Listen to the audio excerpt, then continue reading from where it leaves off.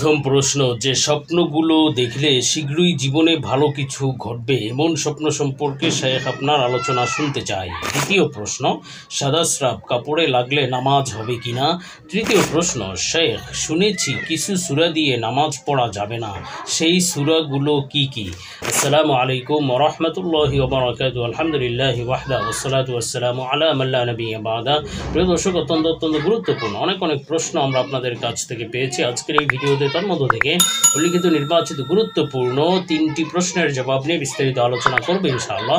সুতরাং মনোযোগ সহকারে ভিডিওটি শেষ পর্যন্ত দেখবেন। আর আপনার কোনো প্রশ্ন থাকলে অবশ্যই কমেন্টে লিখে যাবেন, আমরা পরবর্তী ভিডিওতে জবাব দেবো ইনশাআল্লাহ। আর আমাদের সাথে সরাসরি যোগাযোগ করতে, প্রশ্ন করতে, আরও অসংখ্য মাসালা মাসাইল জানতে আমাদের ওয়েবসাইট, অন্যান্য চ্যানেলগুলো, ফেসবুক পেজগুলো ভিজিট করতে পারেন, যার লিঙ্ক নিচে ডেসক্রিপশনে দেওয়া আছে। তো প্রিয় দর্শক, কথা না বাড়িয়ে আমরা প্রশ্নের জবাবে চলে যাব। একটি প্রশ্ন ছিল যে স্বপ্নগুলো দেখলে শীঘ্রই জীবনে ভালো কিছু ঘটবে এমন স্বপ্ন সম্পর্কে শেখ আপনার আলোচনা শুনতে চাই। দেখুন প্রিয় দর্শক, আল্লাহ সুবহানাহু ওয়া তাআলা স্বপ্নের মাধ্যমে বান্দাকে বিভিন্ন সময় বিভিন্ন বার্তা দিয়ে থাকেন। কখনো সুসংবাদের বার্তা, আবার কখনো সতর্ক বার্তা হয়ে থাকে। আর আল্লাহ তাআলার দেখানো স্বপ্নগুলো অবশ্যই সত্যি এবং তার ব্যাখ্যাগুলো সত্যি হয়ে থাকে। তবে শয়তান যেই স্বপ্নগুলো দেখায়, শয়তানের প্ররোচনা অথবা মানসিক কল্পনা থেকে যেই স্বপ্নগুলো দেখে, সেগুলোর নির্ভরযোগ্য কোনো ব্যাখ্যা নেই। আর আল্লাহ কর্তৃক যে দেখানো স্বপ্নগুলো, ফেরেশতাদের মাধ্যমে যে স্বপ্নগুলো আল্লাহ দেখান, সেগুলোর নির্ভরযোগ্য ব্যাখ্যা রয়েছে। এবং সে সম্পর্কে নির্ভরযোগ্য কিতাব হলো আল্লামা মুহাম্মদ ইবনে সিরিন রহমাতুল্লাহ আলাইহির সুবিখ্যাত স্বপ্নের ব্যাখ্যার কিতাব তাবিরুর রুইয়া থেকে। আমরা আলোচনা করব এমন কিছু স্বপ্ন সম্পর্কে যে স্বপ্নগুলো দেখলে শীঘ্রই জীবনে ভালো কিছু ঘটবে। তো প্রিয় দর্শক, হযরত মুহাম্মদ ইবনে সিরিন রহমাতুল্লাহ আলাইহি বলেছেন যে স্বপ্নে যদি কেউ কার্পেটে বসা দেখে, বিশেষভাবে বড় প্রশস্ত কার্পেটে বসা দেখলো, এবং সে স্বপ্নের মধ্যে এটা বুঝতে পারলো যে এই কার্পেটের মালিক সে নিজে, সেটি কার্পেট হতে পারে অথবা কোনো জায়নামাজে বসা রয়েছে, প্রশস্ত বড় জায়নামাজে বসা রয়েছে, এমন স্বপ্ন দেখলে তাহলে বুঝতে হবে আল্লাহ তাআলা তাকে শীঘ্রই দীর্ঘায়ু দান করবেন, সে লম্বা হায়াত লাভ করবে ইনশাআল্লাহ। সাথে সাথে সে সচ্ছলতা লাভ করবে। আল্লাহ তাআলা তাকে আর্থিক অসচ্ছলতা, অভাব, অনটন, দারিদ্রতা দূর করে দিবেন এবং তাকে ধনী বানিয়ে দিবেন, সচ্ছলতা দান করবেন ইনশাআল্লাহ। তবে স্বপ্নে যদি দেখে যে সে কার্পেটে বসা আছে ঠিক, বা জয়নামাজে বসা আছে, কিন্তু যে জায়গায় বসা আছে ওই এলাকা সে চিনে না বা অপরিচিত জায়গায় বসা আছে, তাহলে বুঝতে হবে যে আল্লাহ তাআলা শীঘ্রই তাকে হয়তো সফরে মৃত্যু দিবেন, বা সে প্রবাসে যাবে, দূরদেশ ভ্রমণে যাবে, সেখানে হয়তো সে মৃত্যুবরণ করতে পারে। এটি তার জন্য সতর্কবার্তা। আর স্বপ্নে যদি কেউ কান্নাকাটি করতে দেখে যে সে খুব কাঁদছে, তাহলে বুঝতে হবে এটি তার জন্য খুশির আলামত। যদিও স্বপ্নের মধ্যে কাঁদতে দেখলেও কিন্তু বাস্তবে এটি তার জন্য খুশির আলামত এবং আল্লাহ তাআলা কর্তৃক মাফ পাওয়ার আলামত। আল্লাহ তাআলা তার যাবতীয় গুনাহ, তার দোষ মাফ করে দেবেন ইনশাআল্লাহ। আল্লাহ তাআলা তাকে কবুল করবেন ইনশাআল্লাহ। আর স্বপ্নে যদি কেউ দেখে যে সে কাপড় সেলাই করছে, তাহলে এই স্বপ্নের ব্যাখ্যা হলো আল্লাহ তাআলা তার অবস্থা উন্নতি করে দিবেন। বর্তমানে যদি কোনো খারাপ অবস্থা, বিপদ আপদে থেকে থাকে, আল্লাহ তাআলা শীঘ্রই তার সেই বিপদ দূর করে দিবেন, খারাপ অবস্থা থেকে ভালো অবস্থায় তাকে তৈরি করে দিবেন এবং তাকে কাজে সফলতা দান করবেন ইনশাআল্লাহ। তেমনিভাবে কলম দিয়ে যদি কেউ লিখতে দেখে, বিশেষভাবে ভালো কিছু, ভালো কথা লিখতে দেখলে শীঘ্রই ভালো কিছু জীবনে ঘটতে চলেছে। আর খারাপ কিছু যদি সে লিখতে দেখে, তাহলে বুঝতে হবে এটি তার জন্য সতর্কবার্তার বিষয়। তো যাই হোক, আমরা পরবর্তী প্রশ্নে চলে যাই। প্রশ্ন ছিল যে শেখ শুনেছি কিছু সূরা দিয়ে নামাজ পড়া যাবে না, সেই সূরাগুলো কি কি?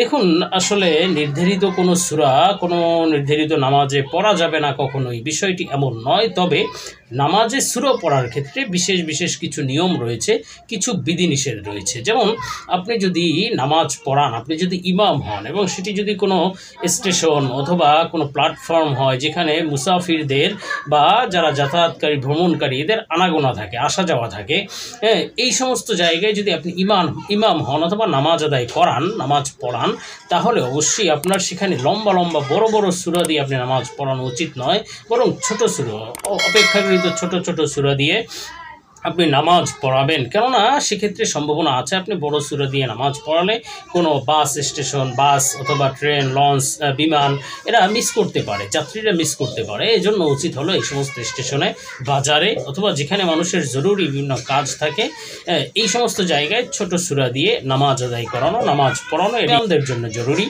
এবং আরেকটি বিষয় হলো কেরাতের ক্ষেত্রে বা সূরা পড়ার ক্ষেত্রে, সেটি হলো আপনি সূরা যখন পড়বেন নামাজের মধ্যে, বিশেষভাবে ফরজ নামাজে, তখন আপনি কোরআনুল কারীমের যে তারতিব আছে, অর্থাৎ আগের সূরা আগে, পরের সূরা পরে পড়বেন।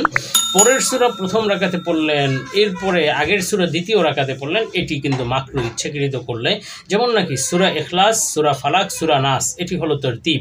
এখন আপনি যদি প্রথম রাকাতে সূরা নাস পড়লেন, দ্বিতীয় রাকাতে সূরা ইখলাস পড়লেন বা সূরা ফালাক পড়লেন, এটি মাকরুহ হবে ইচ্ছাকৃত যদি ফরজ নামাজে করেন।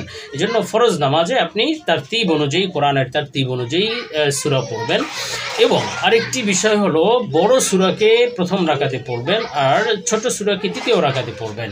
এক্ষেত্রে আপনি যদি এর বিপরীত করেন, যে ছোট সূরাকে আগে পড়লেন, বড় সূরাকে পরে পড়লেন, তাহলে অবশ্যই এটাও মাকরুহ হবে।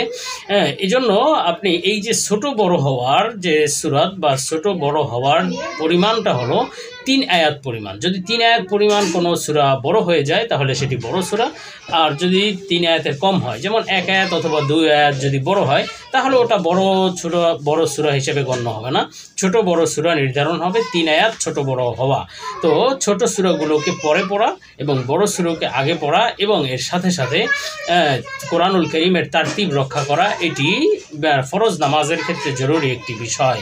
তো যাই হোক, আমরা এর পরবর্তী প্রশ্নে চলে যাই। প্রশ্ন ছিল যে সাদা স্রাব কাপড়ে লাগলে নামাজ হবে কি না। দেখুন, আসলে সাদা স্রাব কাপড়ে লাগলে নামাজ হবে কি হবে না, আপনাকে দুটি জিনিস বুঝতে হবে। প্রথমত, সাদা স্রাব আসলে পাক নাকি নাপাক, আর দ্বিতীয় বিষয় হলো যে নাপাক জিনিস কাপড়ে লাগলে কতটুকু লাগলে নামাজ হবে, কতটুকু লাগলে নামাজ হবে না। তো সেক্ষেত্রে প্রথমত বিষয় হলো যে সাদা স্রাব হলো এমন একটা জিনিস যেটি মহিলাদের প্রস্রাবের বা মাসিকের রাস্তা দিয়ে আসে এবং সেটি অবশ্যই নাপাক একটি জিনিস। কেননা মানুষের প্রস্রাব বা পায়খানার রাস্তা দিয়ে যেগুলো বের হয় সেগুলো যেমন অজু ভঙ্গ করে দেয়, অজু ভেঙে দেয়, তেমনি সেগুলো নাপাক। সুতরাং সাদা স্রাব নাপাক। এখন আপনি কতটুকু যদি লাগে কাপড়ে, তাহলে কতটুকু লাগলে নামাজ হবে আর কতটুকু লাগলে নামাজ হবে না। দেখুন, প্রথমত কথা হলো, নাপাক অল্প হোক বা বেশি হোক সেটা নিয়ে ইচ্ছাকৃত নামাজ পড়া মাকরুহ। আপনি নামাজ পরিপূর্ণ পবিত্র কাপড়ে নামাজ আদায় করবেন, এটি আপনার জন্য জরুরি। তবে যদি আপনি নিরুপায় হন অথবা ভালো কোনো কাপড় না থাকে, সেক্ষেত্রে আপনি যদি এই যে নাপাক নাজাসাতে গলিজা, সাদা স্রাব এটি একটি নাজাসাতে গলিজা, আরেকটি আছে নাজাসাতে খফিফা, সেটির মাসআলা ভিন্ন। তো নাজাসাতে গলিজা, যেহেতু সাদা স্রাব নাজাসাতে গলিজা বা শক্ত নাপাকি, এই শক্ত নাপাকির ক্ষেত্রে মাসআলা হলো, এটি যদি 1 দিরহাম পরিমাণ হয়, 1 দিরহাম হলো 5 টাকার পয়সা পরিমাণ, অথবা হাতের যে গভীরতা আছে এই যে হাতের মাঝখানে, তো এই অংশটুকু পরিমাণ যদি ছড়িয়ে যায় তাহলে অবশ্যই সেটা নাপাক হয়ে যাবে। পরিপূর্ণ কাপড়, সেটা ধৌত করা ছাড়া আপনি সেটা দিয়ে নামাজ হবে না, নামাজ পড়তে পারবেন না।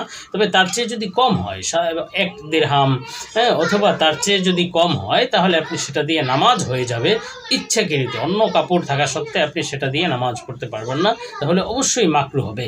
তো প্রিয় দর্শক, আল্লাহ তাআলা আমাদেরকে বিষয়গুলো বুঝার এবং আমল করার তৌফিক দিন। আল্লাহুম্মা আমিন।